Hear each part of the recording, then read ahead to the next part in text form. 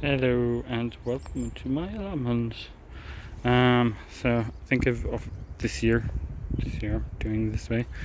There we have a meddler. It's actually got quite big, kind of bending over, arching over my gooseberries, which are doing all right. I thought they were Worcester ones, which are much sweeter and easier to eat straight off. Otherwise, I'm happy with that. Um, we have some pears, more pears here. We have one poppy. My California poppies are coming up so late this year, out here and in my garden. So anyway, coming across here, some agapanthus that I was given, which is cool. There's my walkway as usual. There's actually quite a lot of apple fruit on it this year. I think last year I got 3 of them, so if I got some of that, happy days. This is a plum tree here. I can't see them because they're really green, so it's kind of hard to find, but they're, from what I could, oh, there's one. Just behind that little guy there. Yeah. So there's a few plums in that. I might get a good crop of something to keep me sweet.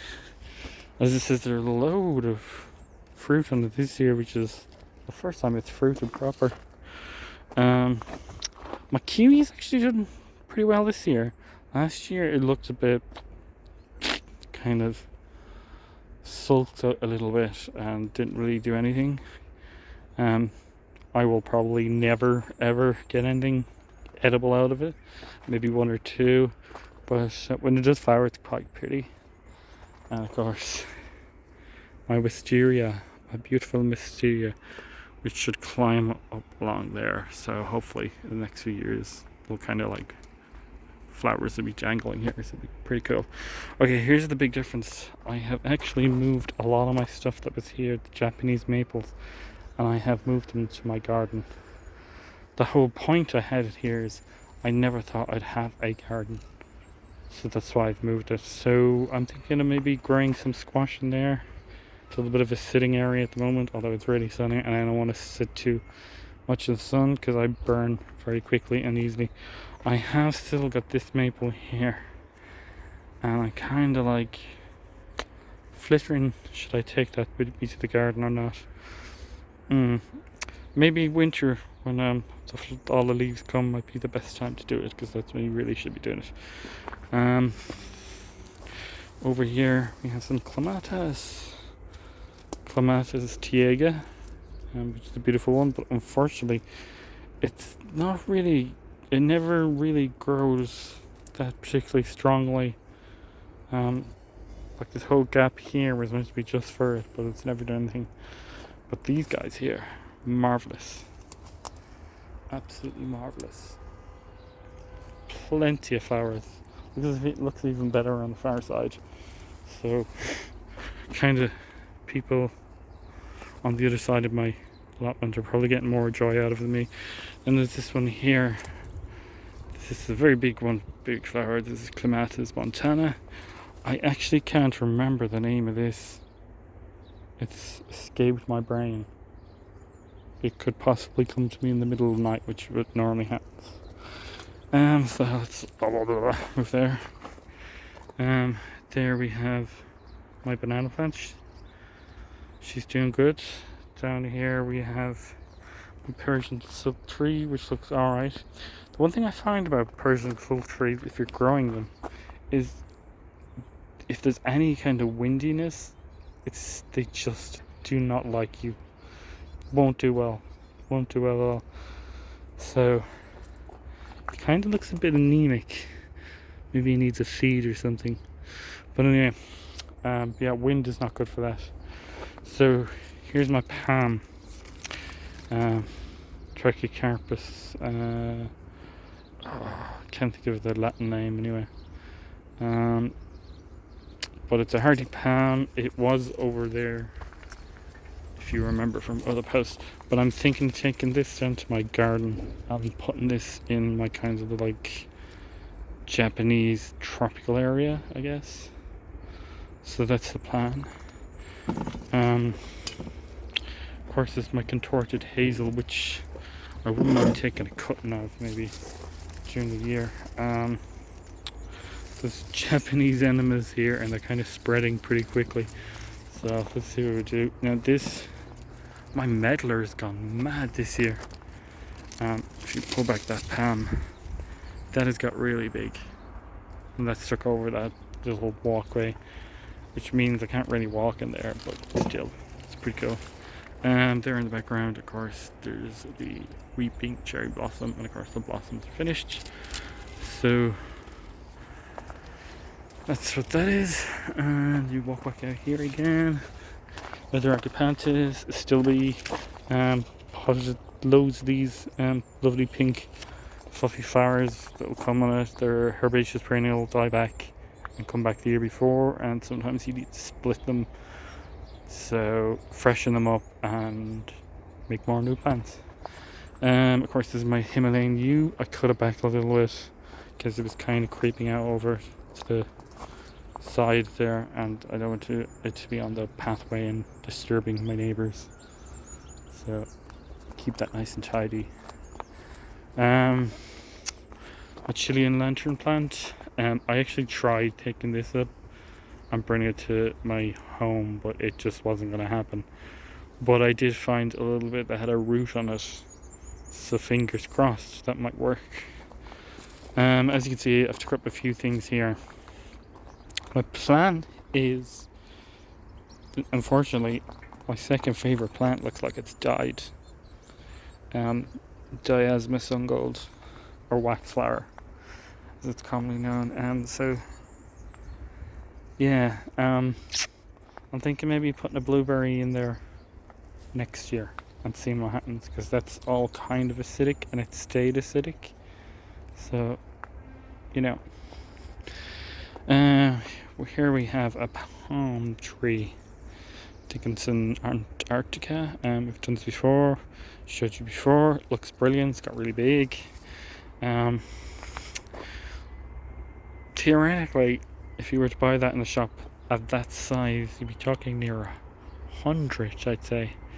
And I got it for, I think it was 16 euros, and it was only maybe a foot, 2 foot, and it was around maybe 6 years ago. So patience, that's all I can say. If you have patience, your garden could look beautiful, but you gotta have patience. Collecting poppies, it's kind of really freaking slow. My blueberries are there behind my bottle bush.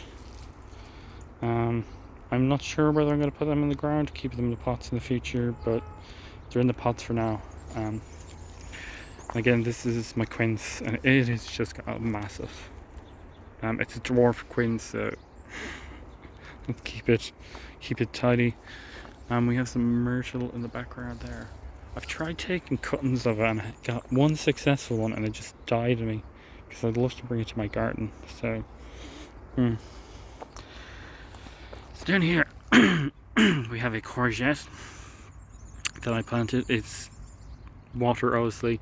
Once you plant something, water it straight away, give it a good drink. We'll need lots of feed all along here. It's kind of a bit tricky because you're on the border with your neighbour. Like, you can kind of see the difference, so you can. So I have peas growing along here somewhere, there and there. Oh, and there's some over there I think as well. And I am actually going to try, because somebody told me this is possible. They're cucamelons. So basically they look like a melon, but they're a cucumber, and I kind of like eating them as a snack when I'm just hanging around here. I've put some leeks there. I have turnips over there. I think 1 or 2 survived, but most of it got decimated by the slugs. Pink flowers, you see there, that's me cranberry. So And then my pitcher plant doesn't look too happy, but what are you gonna do? This is actually a lace bark. I'd love to put that in my own garden, because once it gets growing, the bark is beautiful.